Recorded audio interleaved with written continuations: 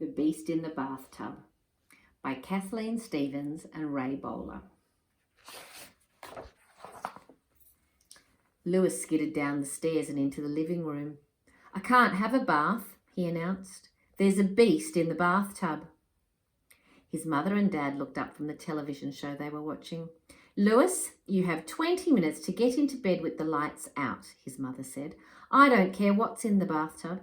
You get upstairs and have a bath this instant." "All right," Lewis replied, "but you'll be sorry if the beast eats me."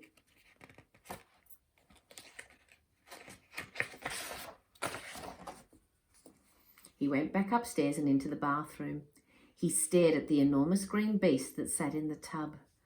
"Move over, beast," he said. "My mother says I have to have a bath."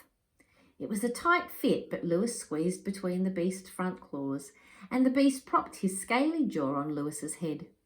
The only problem then was that Lewis couldn't reach the back of his neck.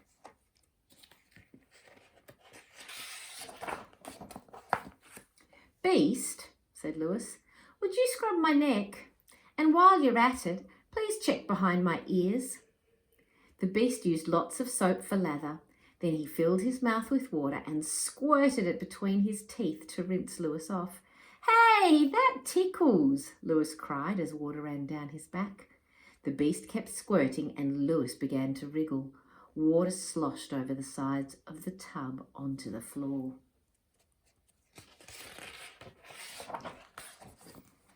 Lewis jumped out, filled a glass with cold water and tossed it at the beast. "Got you," he said. The beast grinned a toothy grin and slapped his tail. Water sprayed the walls, the basin, the floor, and Lewis. "Not fair," Lewis cried. "I just evened things up."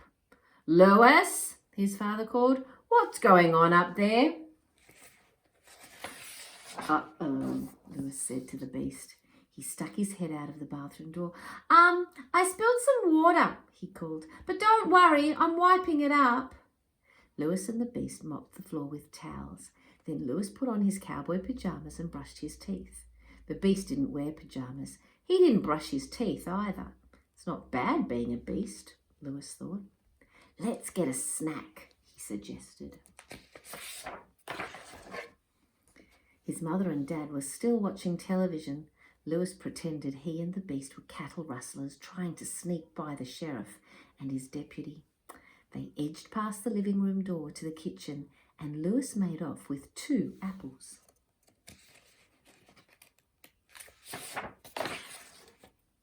"Easy, old boy," he whispered to the beast as they tiptoed back upstairs. The sheriff and the deputy didn't hear a thing. Lewis ate his apple and tossed the core into the waste paper basket. The beast ate his apple, core and all. "Come on, beast," Lewis said. "Let's have a pillow fight." He grabbed one pillow off his bed and hit the beast with it. The beast flipped the other pillow and hit Lewis on the head. The 2 pillows flew back and forth. Crash! The beast missed Lewis and hit a can of marbles instead.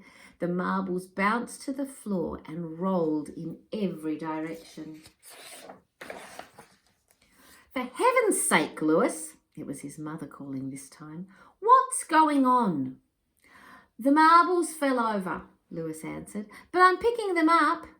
"Hurry up then and get into bed. Daddy and I will be up in 5 minutes to kiss you goodnight." The beast swept the marbles together with his forked tail while Lewis picked them up.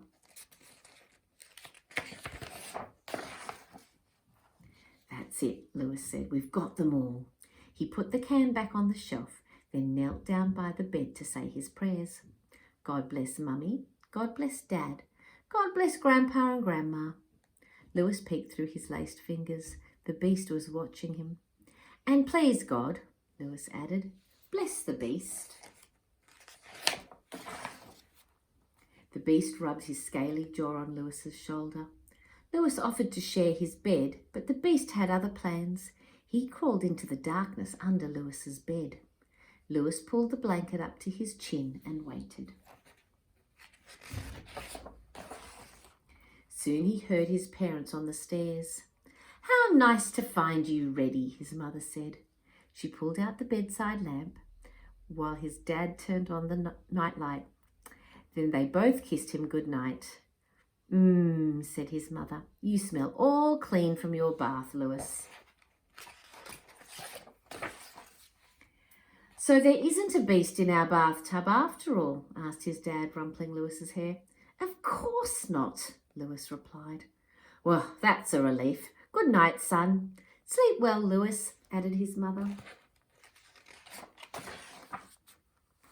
Lewis listened as their footsteps echoed down the landing. He waited until they went down the stairs. Of course there's no beast in the bathtub, he called. He's under my bed.